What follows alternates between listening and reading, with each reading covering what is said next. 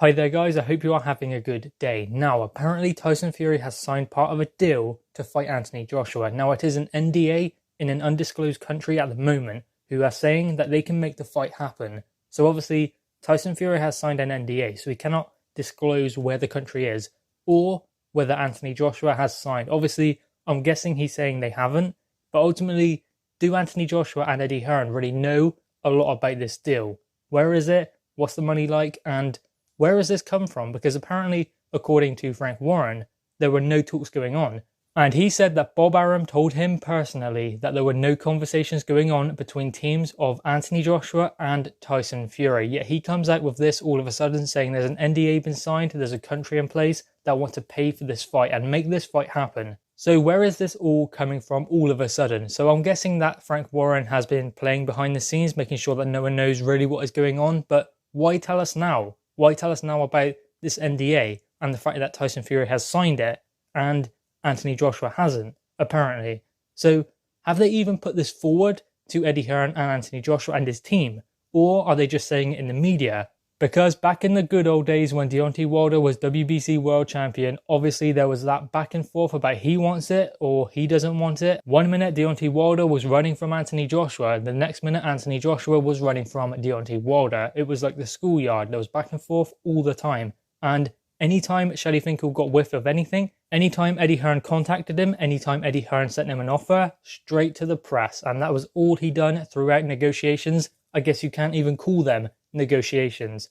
Now, I think that Frank Warren is a little bit better than that. I think that he's not necessarily someone who just goes to the press just to get publicity, because he's not that type of person. He doesn't really need that. He doesn't want that. So I believe that some of it's true, but not all. I don't think that Tyson Fury and Anthony Joshua are anywhere close to making that fight. But I do believe that maybe there is a country interested in taking this fight. And I think you will all agree that it will be Saudi Arabia. Now, whether this fight is signed at the moment or not is completely irrelevant, because Tyson Fury has to fight Deontay Wilder next, and then his mandatory will be called Dillian Whyte. Anthony Joshua has to deal with Kubrat Pulev, his IBF mandatory, and then his WBO mandatory, Alexander Usyk. So they are both tied up for 2 fights.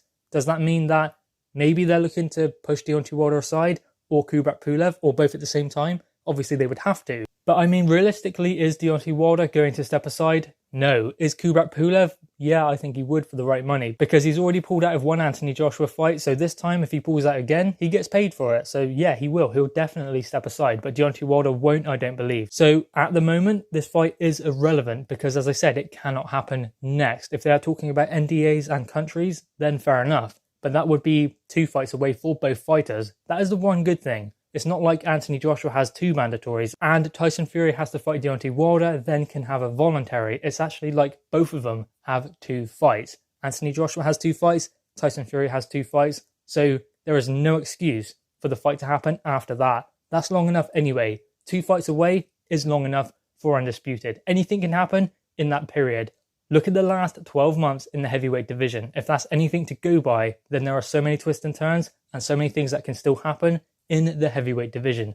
When Undisputed happens, who's to say it's between Anthony Joshua and Tyson Fury? So at the moment, what they need to do is focus on Tyson Fury, Deontay Wilder, Anthony Joshua, Kubrat Pulev. Then, respectively, their next fights, until they are able to get in the ring together. Because it's alright speculating and having plans in place for this Undisputed fight, because it's so big that it needs planning. It's so big that maybe it does take 2 years of prep. But ultimately, if you do not win your fights in between that, then that puts Undisputed out the window completely. So that's what they must do. Keep winning, and that keeps Undisputed alive. So there we go, guys. Apparently Tyson Fury has signed an NDA with an undisclosed country who claim that they can make the Anthony Joshua fight happen. Frank Warren did also say that Anthony Joshua and Eddie Hearn do not want it. That's rubbish as well. But anyway, guys, what are your thoughts on this? Make sure you drop your thoughts in the comments below. Leave a thumbs up and subscribe if you are new. Thanks, guys.